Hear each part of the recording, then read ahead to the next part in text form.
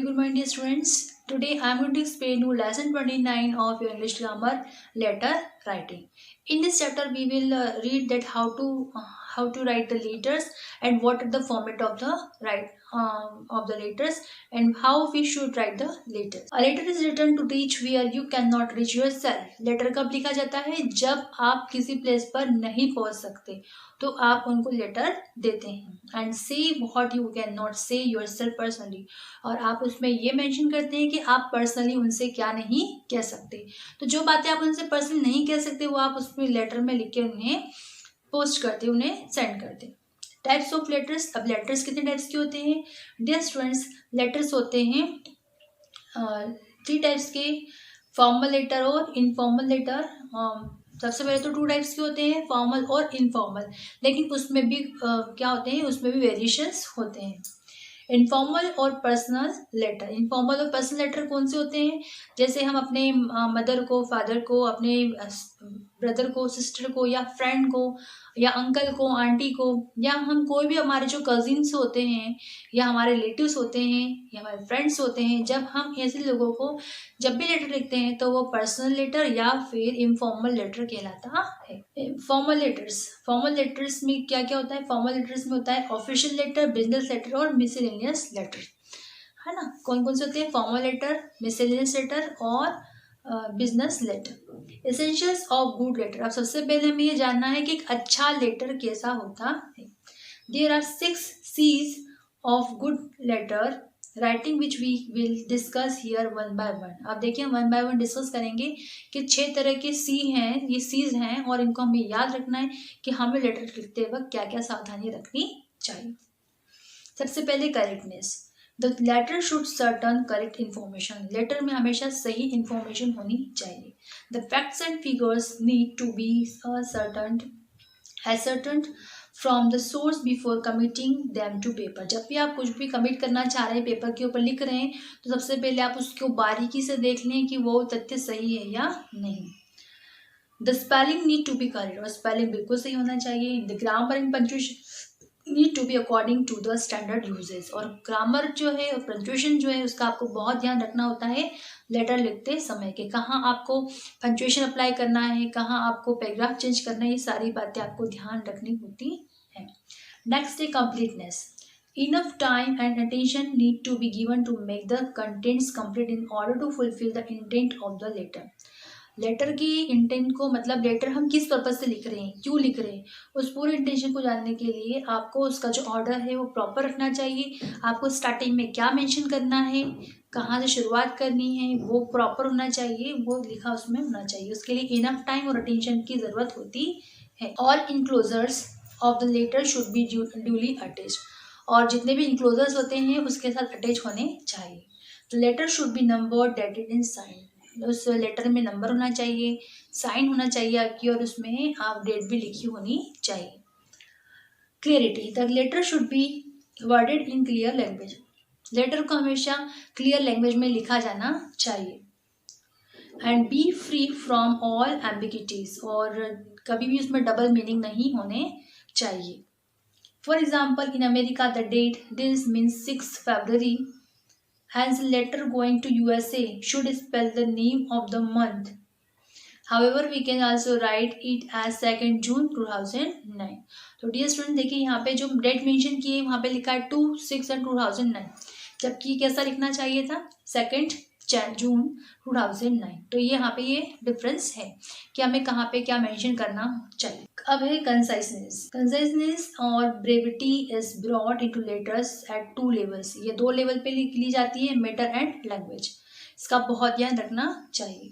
Entire unnecessary information need to be removed from the letter. Letter में कभी भी कोई भी अननेसेसरी मैटर नहीं होना चाहिए या अननेसेसरी इंफॉर्मेशन नहीं होनी चाहिए. Sometimes a single line of acknowledgement और थैंक्स इज इनफ. कभी कभी एक लाइन ही काफ़ी होती है किसी को थैंक्स कहने के लिए या किसी को सारी बात बताने के लिए. अब एक courtesy. To be courteous is to be friendly in attitude and use of words. हमेशा हमें अपने शब्दों पर ध्यान देना चाहिए, शब्दों का ध्यान रखना चाहिए कि हम किस तरह से, हम किससे क्या बोल रहे हैं. और हमारे जो वर्ड्स होते हैं उसमें कर्टेसी होनी चाहिए. Apart from basic Curtis like saying dear sir and yours sincerely, there are deeper courtesies that endear the letter to its receiver. Receiver को जब भी लेटर्स मिलते हैं तो सबसे पहले ये देखते हैं कि आपने वहाँ पर उनके लिए सैल्यूटेशन क्या लिखा है. तो सबसे पहले आपने क्या देखिए, यहाँ बता रखा है कि इस हमने डियर सर लिखा है, लास्ट में योर सिंसियरली, ये सब मेंशन करना बहुत ज़रूरी है. जैसे आप फादर को लिख सकते हैं डियर फादर, और उसके बाद नीचे लिख सकते हैं your loving son. Your attitude letters generates a more positive response. आपके लेटर का जो एटीट्यूड होता है वही आपको ज़्यादा रिस्पॉन्स देता है, अच्छा रिस्पॉन्स देता है. However, the use of you attitude, मतलब you वाला जो एटीट्यूड है उसका हमें बहुत ध्यान रखना होता है. You attitude does not simply mean a more frequent use of the word you. देखिए, मोस्ट फ्रिक्वेंटली हम क्या लिखते हैं, उसमें यू लिखते हैं. तो a sentence with uses we and our can also sound nice to the reader.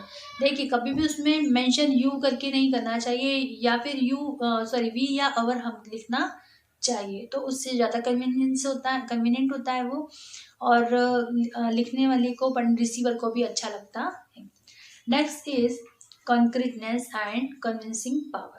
कॉन्क्रीटनेस और कन्विंसिंग पावर भी अच्छा होना चाहिए, ताकि लेटर को पढ़ते वक्त ही हम जो करना चाहते हैं, हमारी जो बात है वो एक्सेप्ट कर ली जाए.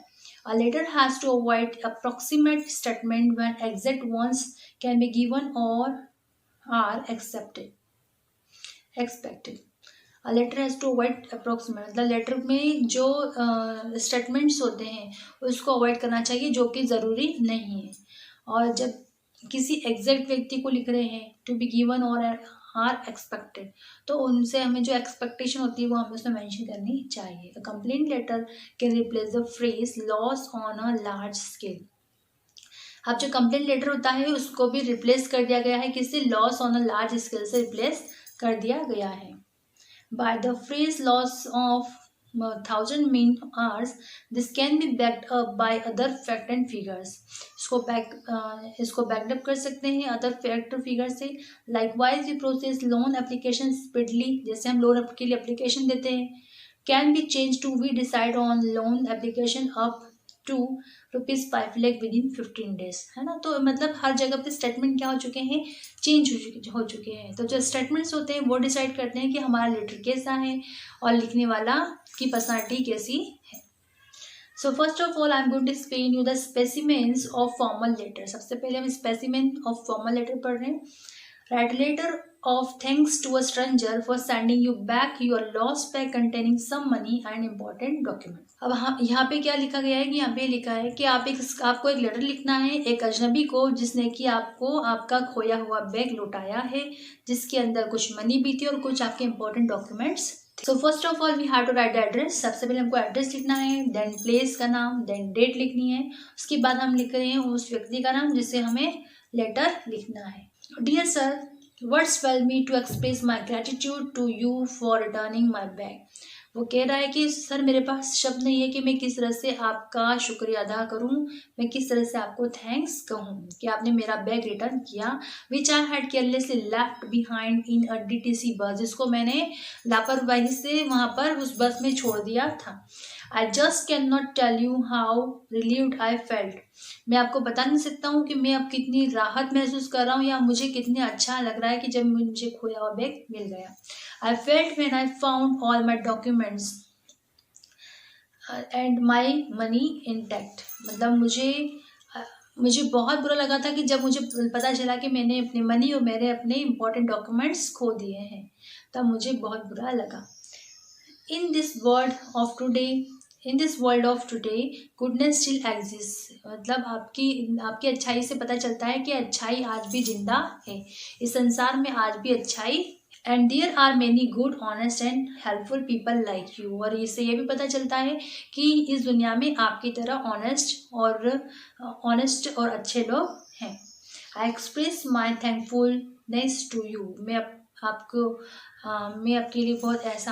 आपका बहुत एहसानमंद हूँ कि आपने मेरा बैग मुझे लौटाया. And extend to you an invitation to visit my home. और मैं आपको मैं आपको इनवाइट करता हूँ कि आप मेरे घर पर एक बार ज़रूर आएँ। It will give me immense pleasure to know people like you, और इससे मुझे आपसे मिलके बहुत खुशी होगी अगर आप मेरे घर पर आएंगे तो। Your sincerely Nitesh Patel. Next है, write an application to your principal requesting him to arrange for special coaching class in mathematics. अब आपको प्रिंसिपल को एक लेटर लिखना है जिसमें आपको मेंशन करना है कि आपको मैथमेटिक्स की स्पेशल क्लास चाहिए और वो एक आपके लिए एक स्पेशल क्लास अरेंज कर दें। Give reason why they are necessary, और आपको रीज़न भी बताना है कि आपको क्लास क्यों चाहिए। सबसे पहले आपको स्कूल डेट मेंशन करनी है, फिर आपको प्रिंसिपल लिखना है, द प्रिंसिपल, उसके बाद अपने स्कूल का नाम। देन लिखेंगे, sir we the students of class 7 shall feel highly obliged if special coaching classes are arranged for us after school।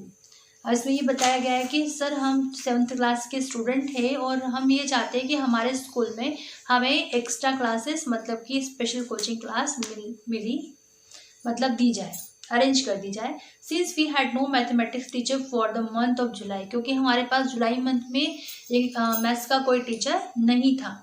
We were lagging behind in the syllabus, और हम syllabus में बहुत पीछे चल रहे हैं। To be covered for the current academic year, और हम चाहते हैं कि जो करंट एकेडमिक ईयर है उसके साथ साथ हम अपना सिलेबस भी प्रॉपरली कंप्लीट कर लें। All of us are prepare to stay back for an hour, और हम सब रेडी हैं, हम सब प्रिपेयर हैं कि हम 1 घंटा एक्स्ट्रा यहाँ पे रुक सकते हैं। तो डियर स्टूडेंट्स, ये था स्पेशल कोचिंग अरेंज करने के लिए लेटर जो कि किसको लिखा गया था, प्रिंसिपल को। नेक्स्ट है, write an application to your principal requesting him to grant leave on Saturday. अब आपको प्रिंसिपल को एक एप्लीकेशन लिखना है जिसमें आप मेंशन कर रहे हैं कि आपको क्या चाहिए, छुट्टी चाहिए कब, सैटरडे को, अक्टूबर 2013 for attending Elder brothers marriage. आपको अपने बड़े भाई की शादी अटेंड करनी है, इसलिए आप क्या ले रहे हैं, छुट्टी ले रहे हैं। सबसे पहले सेम आपको डेट मेंशन करनी है, फिर टू द प्रिंसिपल, उसके बाद आपको स्कूल का नेम पे लिखना है, dear ma'am my elder brother is getting married on Saturday October 11, 2013। मेरे बड़े भाई की शादी 11 अक्टूबर 2013 को होने जा रही है एट चंडीगढ़ में। As per programme the wedding party shall leave for Chandigarh on Saturday morning, और जैसा कि प्रोग्राम है तो हम लोगों को सैटरडे मॉर्निंग में ही निकलना पड़ेगा चंडीगढ़ के लिए। And return on Sunday evening, और हम इवनिंग को शाम तक घर वापस आ जाएंगे, संडे को इवनिंग में घर आ जाएंगे। I am not in position to attend the school on Saturday, और मैं इस पोजिशन में नहीं हूँ कि मैं सैटरडे को स्कूल अटेंड कर सकूँ। I shall be grateful if you allow me a days absence from school on Saturday, और मैं आपका बहुत ही एहसानमंद हूँगा कि अगर आप मुझे अलाउ करें कि मैं 1 दिन की छुट्टी कर सकता हूँ। I assure you that I shall complete whatever work is covered in the class on this day, और मैं आपको विश्वास दिलाता हूँ कि इतने दिनों सैटरडे को जो भी वर्किंग होगी स्कूल में क्लासेस में तो मैं उसे कंप्लीट कर लूँगा। डियर स्टूडेंट्स, ये थी एक लीव एप्लीकेशन। नेक्स्ट है, write a letter of excuse to your friend for not participating in his sister's marriage. अब आपको एक्सक्यूज़ लिखना है, एक लेटर में एक्सक्यूज़ लिखना है अपने फ्रेंड को कि आप उसकी सिस्टर की मैरिज को अटेंड नहीं कर पाए, तो क्यों नहीं कर पाए वो रीज़न बताकर आपको उसको लेटर लिखना है। सेम ईयर डेट में एड्रेस मेंशन करेंगे। Dear Rakesh, I was delighted to receive your warm invitation to attend your sister's marriage being celebrated on May 13, 2013। Dear Rakesh, मैं बहुत ही खुश था जब मुझे तुम्हारे लेटर मिला कि तुम्हारी बहन की शादी है और तुमने मुझे उसमें इनवाइट किया है और तुम्हारी सिस्टर की मैरिज होने जा रही है 13 मई 2013 को। Please do accept my heartiest congratulations. कृपया मेरी जो बधाई है, मेरी जो शुभकामनाएं हैं वो उसको दे देना। ऑन दिस ऑस्पिशियस ओकेजन, और इस शुभ दिन पे तुम मेरी शुभकामनाएं उसको देना। I wanted very much to attend and partake in the joy of this joyous of this happy occasion. मैं इस मैरिज में आने के लिए बहुत एक्साइटेड था और आना भी चाहता था, लेकिन कुछ वजह से मैं इस मैरिज में नहीं आ पाया। But I am not able to be do the showing of my participation in programme scheduled earlier on. लेकिन मेरा एक प्रोग्राम था जो पहले से प्री डिसाइडेड था और इस वजह से मैं उसकी शादी अटेंड नहीं कर पाया। In fact our school has organise a tour to Bangkok, क्योंकि हमारे स्कूल ने एक बैंकॉक के लिए टूर ऑर्गेनाइज किया था। Kuala Lumpur and Singapore from May 27 to the June 5 ऑफ 2013। 5 जून 27 मई से लेकर 5 जून 2013 तक ये प्रोग्राम ऑर्गेनाइज किया गया बैंकॉक, कोलमपुर और सिंगापुर के लिए। And my name is included in the party, और मेरा भी नाम उस पार्टी में लिखा था। I shall thus be away abroad, और उस वक्त मैं अब्रॉड में रहूँगा। And shall miss my participation in the marriage, और अपनी जो तुम्हारे यहाँ पे जो मैरिज है उसमें जो अपना पार्टिसिपेशन है उसको मिस करूँगा। Please convey my heartiest greeting to your sister, कृपया करके मेरा जो हार्टेस्ट कॉन्ग्रेचुलेशन है, मेरी जो हार्दिक शुभकामना है वो अपनी बहन को फॉरवर्ड कर देना, और तुम्हारे ब्रदर इन लॉ को, तुम्हारे जीजा जी को। I am also sending a small gift for the couple, और ये जो छोटा सा गिफ्ट है ये मैं उन कपल्स को भेज रहा हूँ। I would love to see the photograph album on my return, और मैं जब वापस आऊँगा तो मैं फोटोग्राफ्स देखना पसंद करूँगा।